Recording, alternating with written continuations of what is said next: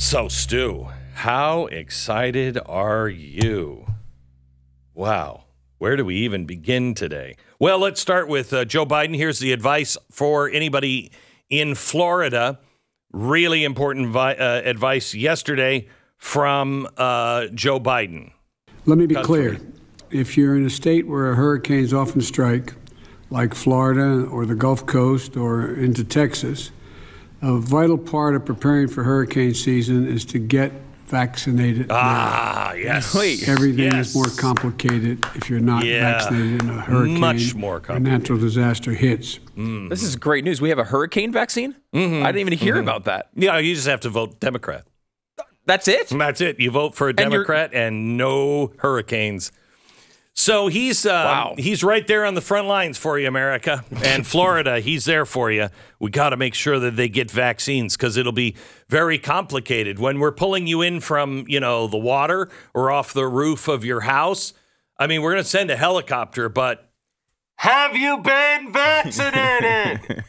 Have you ever had a vaccine underwater? It's really difficult to administer. It's very difficult, very difficult. That's why you should have had it. Should have had it before. You red staters, that's why you should have had it. By the way, so far, the president hasn't called Ron DeSantis at all. Could you give me cut 7, please? Here's a FEMA official being asked the question, wait a minute, why haven't you called yet? Is there any, can you articulate, I guess, how those determinations are made and why it hasn't been made in this case to have the president call the governor? Yeah, the president is very focused on making sure that the federal family has the right resources available to support this. Have you been That is why I contacted the governor right away, and we have a team of my senior leadership that are embedded with the governor to make sure that we're supporting that. Our focus today is making sure that we have the right measures in place to support the life-saving activities that need to happen. Any conversations afterwards will need to be, we need to see what the damages are. But he's made conversations with the mayors, so is there any reason why not the governor?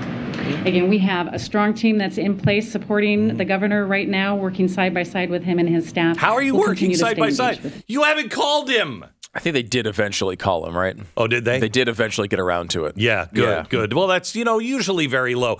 I know when, the fires and everything were happening and that evil George Bush, he who hates California, he's like, whatever California needs, we're not going to supply it.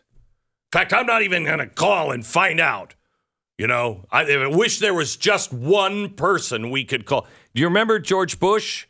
Didn't matter what state. Didn't even in Hurricane Katrina, he called and said, please evacuate the city. The Democratic leadership said no. He didn't get vindictive about it. He was immediately there. And he even took the blame for all of it, even though he didn't deserve it. Same with the wildfires. Where is Joe Biden? Have you been vaccinated? All right. Well, one other thing I want to bring to your attention. Well, first of all, let me say this, and then we'll wrap that section up of Rick DeSantis. Yeah, Ron DeSantis. What you have to watch for here is the media smearing Ron DeSantis. They're going to do everything they can to make him look incompetent. They're going to do everything they can to make Florida look like a hellhole that's just out of control. Guarantee it. Yeah.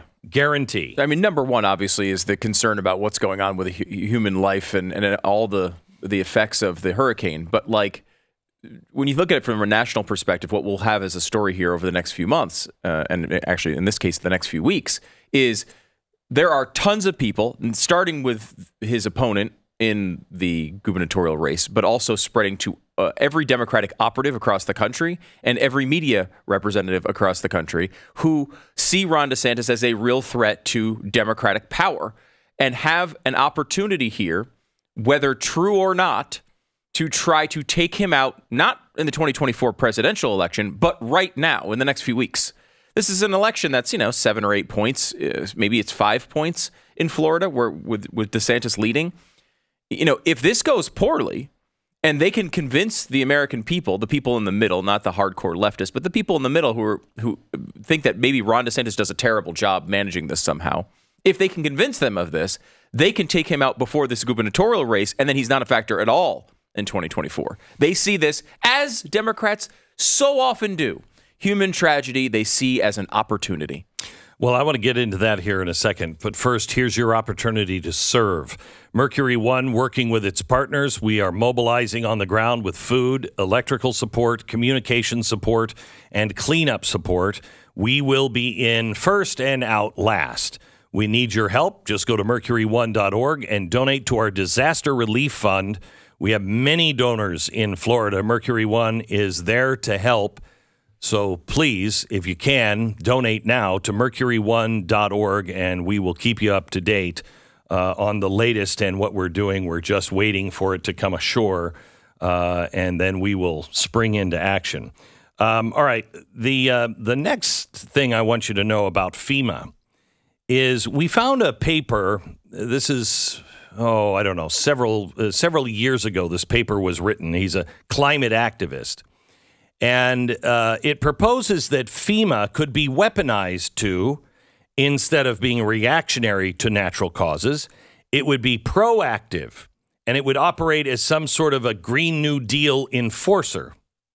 Well, we found this paper, and it says, quote, "If the moment is seized, the current crisis and any renewed attention it may bring to emergency management can be an opportunity to recast it as more vital and strategic component of the future political landscape."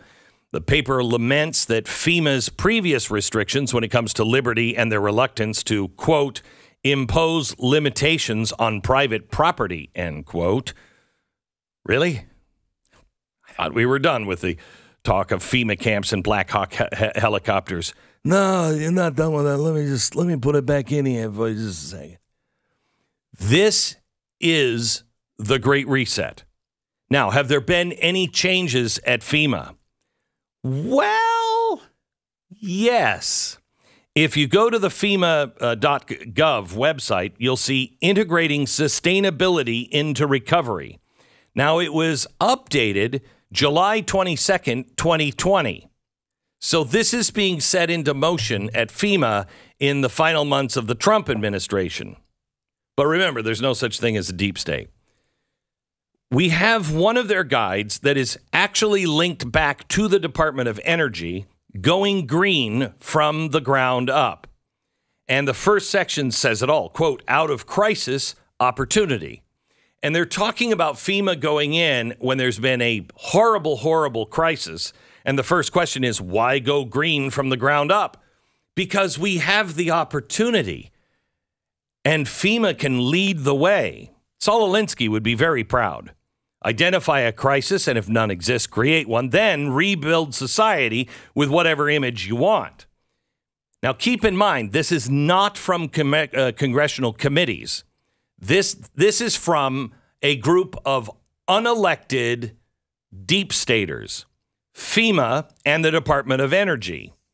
As you scroll through the FEMA website, it looks pretty familiar to stuff we've already seen someplace else. In fact, it's a damn near carbon copy of the United Nations Agenda 2030, the Agenda for Sustainable Development. And their 17 sustainable goals are another carbon copy of what the Davos crew are saying at the World Economic Forum and the Great Reset. It's all the same.